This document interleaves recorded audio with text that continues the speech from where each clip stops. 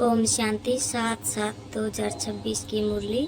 बाप दादा ने कहा, मीठे बच्चे, तुम्हें नशा होना चाहिए कि हमारा बाबा आया है हमें विश्व का मालिक बनाने। हम उनके सम्मुख बैठे हैं। प्रश्न, कर्मों की गुह्य गति को जानने वाले कौन सा पुरुषार्थ अवश्य करेंगे? उत्तर, याद में रहने का, क्योंकि उन्हें पता है कि याद से ही पुराने हिसाब किताब चुकते होने हैं। वे जानते हैं कि आत्मा अगर पुराने हिसाब किताब कर्म भोग चुकतू नहीं करेगी तो उसे सजाएं खानी पड़ेगी और पद भी भ्रष्ट हो जाएगा। पूर्ण जन्म भी ऐसा ही होगा। ओम शांति। बच्चों को अपार खुशी का पारा चढ़ता है जब देखते हो बाप दादा सम्मुख आए हैं, और यह भी बच्चे जानते हैं कि 5000 वर्ष बाद फिर से शिव बाबा बर्मा तन में आया हुआ है। क्या करने बच्चों को यह नशा चढ़ा हुआ है। सब बच्चे जानते हैं कि स्वर्ग का मालिक बनाने बाप आया हुआ है। हमको लायक बना रहे हैं। हमको तमो प्रधान से सतो प्रधान बनने की युक्तियाँ बार बार बता रहे हैं। युक्ति है बहुत सहज, बिल्कुल सहज। याद बच्चों को सिखलाते हैं। अज्ञान काल में बाप को बच्चा होता है तो समझते हैं हमारा वारिस पैदा हुआ। तुम जानते हो इस समय बाप आकर हम बच्चों को एडॉप्ट करते हैं। यूँ तो तुम सब शिव बाबा के बच्चे हो, परंतु बाबा अपना कैसे बनाए जो हमको सुना सके और हम उनसे सुन सके। शिव बाबा इस बर्मा तन से कहते हैं, मैं तुम्हारा बाप हूँ, तुमको स्वर्ग का मालिक बनाता हूँ। सिर्फ तुम्हारी आत्मा जो पतित है वह न मुक्ति में न जीवन मुक्ति धाम में जा सकती है। तुम सब एक बाप के बच्चे हो, सबको बाप की मिल्कियत लेनी है। ढेर के ढेर बच्चे हैं, वर्दी होती जाती है, अडॉप्ट करते जाते हैं। हे आत्माएं, अब तुम मेरी संतान हो, अपने को रूह आत्मा समझो। हमको बाबा मिला है, जिसको आधा कल्प याद करते थे, यह कभी भूलो मत। आधा कल्प आत्मा इस शरीर द्वारा याद करती आई है। हे पतित पावन, हे दुख हरता सुख करता, क्योंकि रावण राज्य है ना। भल जो अभी समझते हैं हम बहुत सुखी हैं। हमको इतने पदम हैं, इतने मिल्स हैं, कारखाने आदि हैं। यह तो सब अल्पकाल के लिए है, अंत में तो बहुत त्राही त्राही करने लग पड़ेंगे। दुख के पहाड़ गिरेंगे। इतनी सारी मिल्कियत सेकंड में खलास हो जाएगी। बाप से तुमको सेकंड में वर्षा मिलता है। कहते हैं तुमको सेकंड में स्वर्ग की बादशाही देता हूँ। यह पुरानी दुनिया खत्म हो जाएगी, लड़ाइयाँ लगेगी, नेचुरल कैलेमिटीज होगी। सफाई तो चाहिए ना। तुम्हारी आत्मा भी अब पवित्र बन रही है। बाप दादा दोनों समझ सकते हैं बच्चे कितनी मेहनत करते हैं बाप से वर्षा पाने की। मेहनत बिल्कुल थोड़ी देते हैं। अपने को आत्मा समझ बाप को याद करो।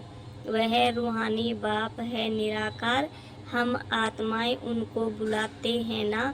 बाप कहते हैं तुम्हारी आत्मा जो पतित है वह पावन कैसे बने। पतित पावन तो एक बाप है ना। पानी की नदी पतित पावनी है तो झट से जाए, गोता खाकर चले आना चाहिए। गंगा स्नान बहुत करते हैं फिर भी पतित क्यों। रात दिन यही धुन लगाते रहते हैं। पतित पावन सीताराम अर्थात सब जो भक्तियां हैं अथवा सीताएं हैं, सबका रक्षक एक राम परम पिता परमात्मा है। पतित पावन पतियों का पति वही है। वह जब आए तब आकर पावन बनाए। तो अब बाप कहते हैं मेरी श्रीमत पर तुमको चलना है और किसकी मत पर न चलो। वह तो समझते हैं भक्ति से भगवान मिलेगा, जबकि भक्ति से भगवान मिलेगा तो ऐसे क्यों कहते हैं कि भक्तों की रक्षा करने आएगा। भक्तों पर क्या आपदा पड़ी है जो रक्षा करेगा। रक्षा तब की जाती है जब कुछ आपदा होती है। बाप कहते हैं तुमने कितना दुर्गति को पाया है। यह है रोवन नरक, सब दुखी रोगी हैं। घर घर में देखो क्या लगा पड़ा है, दुख ही दुख। इसलिए पुकारते हैं बाबा हमारे दुख हरो सुख दो। भारत में ही सदा सुख था, अब दुख है। भारत की बात है और खंड तो है ही अलग, वह तो आते ही बाद में है। कोई 60 जन्म, कोई इनसे भी कम लेते हैं। 84 जन्म देवता धर्म वाले लेते हैं। तो इस हिसाब से आधा कल्प के बाद जो आएंगे उनको 84 से आधे जन्म लेने पड़ेंगे। ऐसे नहीं कि सब 84 का चक्कर खाते हैं। मनुष्य को तो जो आता है सो बोल देते हैं। अब तुम बच्चे बाप द्वारा अविनाशी ज्ञान रत्नों की झोली भर रहे हो। रत्न तो बहुत वैल्यूबल है। बाप समझाते भी बहुत सहज हैं। बाप कहते हैं तुम बुलाते आए हो हे पतित पावन, आकर हमें पावन बनाओ। तो बाप आए हैं। अब तुम समझते हो हम पावन बनेंगे तो स्वर्ग के मालिक बनेंगे। शिव बाबा हमको पत्थर बुद्धि से पारस बुद्धि, पत्थरनाथ से पारसनाथ बनाने आए हैं। भक्ति मार्ग के चित्र सब पत्थरों के बने हुए हैं, पत्थरों से माथा मारते हैं। बाप कहते हैं तुम भल कितनी भी मेहनत करो, फायदा कुछ नहीं होना है। आगे तो तुम बलि चढ़ते थे, फिर भी क्या फायदा हुआ। करके देवी का दीदार होगा, फिर जैसे के तैसे। पतित पावन बाप आते हैं एक बार संगम पर। सतयुग में तो भक्ति मार्ग की बातें होती ही नहीं। बाप तो कहते नहीं कि गला काटो, यह करो। भक्ति मार्ग में अनेक प्रकार से क्या क्या करते हैं। आगे देवियों पर मनुष्य की बलि चढ़ाते थे। बाप कहते हैं तुम सुधरले थे तो देवता थे, अब कितने पत्थर बुद्धि बन पड़े हो। तुमको स्वर्ग की बादशाही दी थी, कितने सोने हीरे जवाहरों के महल थे, अथाह धन था। वह क्या किया, अब तुम कितने दुखी हो पड़े हो। तुम असूल देवी देवता धर्म के थे ना, अब सिर्फ तुम रजो तमो में आए हो। तुम सो देवता धर्म के थे, फिर अपने को हिंदू क्यों कहलाते। और सब धर्म वाले अपने अपने धर्म को ही मानते हैं। धर्म तो एक ही होता है ना। मुसलमानों का मुस्लिम धर्म, क्रिश्चियन का क्रिश्चियन धर्म चला आता है। तुमको क्या हुआ, तुम बहुत सुखी पवित्र संपूर्ण निर्विकारी थे, अभी कितने विकारी बन पड़े हो, किसको पता ही नहीं। बरोबर हम संपूर्ण निर्विकारी थे, फिर संपूर्ण विकारी कैसे बने। 84 जन्म लेते सतो से तमो बने, अब बिल्कुल ही तमो प्रधान पतित है। सतयुग से कलयुग जरूर आना है। सब धर्मों को सतो रजो तमो में आना ही है। वृद्धि को पाना है। तुम भी झाड़ में हो ना, झाड़ में देखो अंत में ब्रह्मा खड़ा है। झाड़ के ऊपर चोटी में ब्रह्मा ही 84 जन्म लेकर अंत में खड़ा है। तुम भी जो नीचे ब्राह्मण बैठे हो, वही फिर अंत में पतित सुधर बने हो। फिर नीचे राजयोग सीख रहे हो। तुम भी सुधर थे, अब ब्राह्मण बने हो। यह बड़ी समझने की बातें हैं। अभी झाड़ में बहुत अच्छी समझानी है। अभी तुम राजयोग की तपस्या कर रहे हो, तुम्हारा ही यादगार खड़ा है। यह चैतन्य देलवाड़ा मंदिर, वह जड़ सतयुग में यह नहीं था। इस समय तुम अपना यादगार देखते हो। तुम प्रैक्टिकल में सच्चे सच्चे देलवाड़ा मंदिर में चैतन्य में बैठे हो, स्वर्ग की स्थापना हो रही है। फिर स्वर्ग में आएंगे तो यह मंदिर आदि कुछ होंगे नहीं। यह मम्मा बाबा और हम बच्चे बैठे हैं, हूबहू यह तुम्हारा मंदिर है। नाम ही रखा है मधुबन, चैतन्य देलवाड़ा मंदिर। फिर जब भक्ति मार्ग शुरू होगा तो फिर यह मंदिर बनाएंगे। बाप ने तुमको बहुत धनवान बनाया था तो तुम ही फिर उनका मंदिर बनाते हो। शिव का मंदिर एक नहीं बनाते हैं, शिव बनाते हैं यथा योग्य यथाशक्ति। तुम जानते हो हम पूज्य थे, फिर द्वापर में पुजारी बने हैं। शिव बाबा जो इतना साहूकार बनाते हैं भक्ति में, फिर तुम ही उनका मंदिर बनाएंगे। इन बातों को अभी तुम ही जानते हो, तो अब पुरुषार्थ कर, फिर राजाओं का राजा बनना चाहिए। सतयुग में कहा जाता है महाराजाएं, त्रेता में कहा जाता है राजा। फिर दुनिया पतित बनती है तो महाराजाएं भी पतित, राजाएं भी पतित होते हैं। वह निर्विकारी महाराजाओं का मंदिर बनाकर पूजते हैं। पहले पहले शिव का मंदिर बनाते हैं, फिर देवताओं का बनाते, खुद ही मंदिर बनाकर पूजते हैं। 84 जन्म तो भोगते हैं ना। आधा कल्प तुम पूज्य, फिर आधा कल्प पुजारी बनते हो। मनुष्य फिर समझते हैं भगवान आपे ही पूज्य, आपे ही पुजारी है, सब कुछ आपे ही देते हैं, आपे ही छीन लेते हैं। अच्छा, जबकि उसने दिया और लिया, फिर तुमको क्यों चिंता लगती है? तुम तो ट्रस्टी हो गए, फिर रोने की क्या दरकार है? बाप बैठ आत्माओं को समझाते हैं। अब तुम आत्म अभिमानी बनते हो नंबरवार।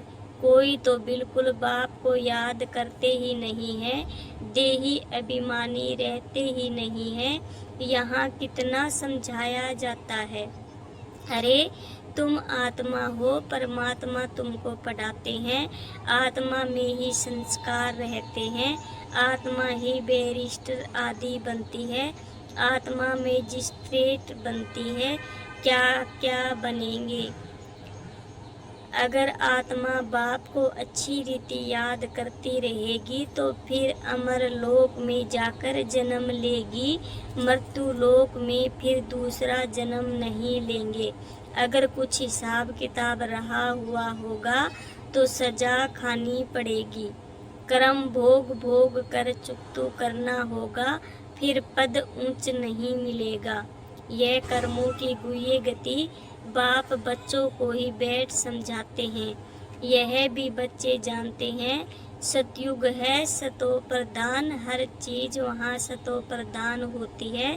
कहते हैं कृष्ण गऊ संभालते थे, राजाएं गऊ संभालते हैं क्या? ऐसी बात तो हो नहीं सकती है। यह दिखाते हैं सतयुग में गौएं भी बड़ी फर्स्ट क्लास होती है, उनको कामधेनु कहा जाता है। जगत अम्बा सरस्वती भी कामधेनु है। 21 जन्म लिए सबकी मनोकामनाएं पूरी करती है। तुम भी कामधेनु हो, वही नाम फिर गऊ पर रख दिया है जो बहुत दूध देती है। राजाओं के घर में बड़ी फर्स्ट क्लास गाय होती है, जबकि यहाँ भी राजाओं के पास ऐसी अच्छी है तो स्वर्ग में कैसी सुंदर होगी। वहाँ कोई बांस बदबू आदि बिल्कुल होती है। अब बाप बच्चों को कहते हैं कि मैं आया हूँ, तुमको गुलगुल बनाकर साथ ले जाऊंगा। मुझे बुलाते ही हैं, हे पतित पावन आओ, पतित दुनिया पतित शरीर में आओ। यह है पतित, वह है पावन फरिश्ता, भेंट दिखलाते हैं। तुम भी पतित से ऐसा पावन फरिश्ता बनेंगे। सतयुगी देवताओं को डीटी कहते हैं, सूक्ष्म वतनवासी हैं फरिश्ते। अब तुम फरिश्ते पवित्र बनते हो। बाप कितनी सहज शिक्षा देते हैं। यहाँ जब आते हो तो कोई भी बाहर वाले मित्र संबंधी गरघाट धंधा धोरी आदि याद नहीं करना है। बाप के सम्मुख आए हो ना, यहाँ आए ही हो योग की कमाई करने, तो इसमें लग जाना चाहिए। अच्छा, मीठे मीठे शिकल दे बच्चों प्रति, मात पिता बाप दादा का याद प्यार और गुड मॉर्निंग। हम रूहानी बच्चों की रूहानी बाप दादा को याद प्यार और गुड मॉर्निंग। नमस्ते बाबा, नमस्ते बाबा, नमस्ते। धारणा के लिए मुख्य सार। सजाओं से मुक्ति होने के लिए पुराने सब हिसाब किताब योग बल से चुकतू करने हैं। ट्रस्टी होकर सब कुछ संभालना है, किसी भी बात की चिंता नहीं करनी है, आत्म अभिमानी बनना है। यह कमाई का समय है, इसमें गरगाट धंधा धोरी आदि याद नहीं करना है। फरिश्ता बनने के लिए एक बाप की याद में रहने का पूरा पुरुषार्थ करना है। वरदान। याद की सर्च लाइट द्वारा वायुमंडल बनाने वाले विजयी रतन भव। सर्विसफुल आत्माओं के मस्तक पर विजय का तिलक लगा हुआ है कि लेकिन जिस स्थान की सर्विस करनी है उस स्थान पर पहले से ही सर्च लाइट की रोशनी डालनी चाहिए। याद की सर्च लाइट से ऐसा वायुमंडल बन जाएगा जो अनेक आत्माएं सहज समीप आ जाएगी। फिर कम समय में सफलता 1000 गुना होगी। इसके लिए दृढ़ संकल्प करो कि हम विजयी रतन हैं, तो हर कर्म में विजयी समाई हुई है। वरदान है। याद की सर्च लाइट द्वारा वायुमंडल बनाने वाले विजयी रतन भव। सर्विसफुल आत्माओं के मस्तक पर विजय का तिलक लगा हुआ है ही, लेकिन जिस स्थान की सर्विस करनी है उस स्थान पर पहले से ही सर्च लाइट की रोशनी डालनी चाहिए। याद की सर्च लाइट से ऐसा वायुमंडल बन जाएगा जो अनेक आत्माएं सहज समीप आ जाएगी। फिर कम समय में सफलता 1000 गुना होगी। इसके लिए दृढ़ संकल्प करो कि हम विजयी रतन हैं, तो हर कर्म में विजयी समाई हुई है। स्लोगन। जो सेवा स्वयं को व दूसरे को डिस्टर्ब करे वो सेवा नहीं बोझ है। स्लोगन। जो सेवा स्वयं को व दूसरे को डिस्टर्ब करे वो सेवा नहीं बोझ है। यह अव्यक्त इशारे। ज्वाला स्वरूप स्थिति में रह शक्तिशाली याद का अनुभव करो। ज्वाला रूप बनने के लिए यही धुन सदा रहे कि अब वापिस घर जाना है अर्थात उपराम। जब अपने निराकारी घर जाना है तो वैसा अपना वेश बनाना है, तो जाना है और सबको वापिस ले जाना है। इस स्मृति से स्वतः ही सर्व संबंध सर्व प्रकृति की आकर्षण से उपराम अर्थात साक्षी बन जाएंगे। साक्षी बनने से सहज ही बाप के साथी व बाप समान बन जाएंगे। ओम शांति बाबा, ओम शांति। शुक्रिया।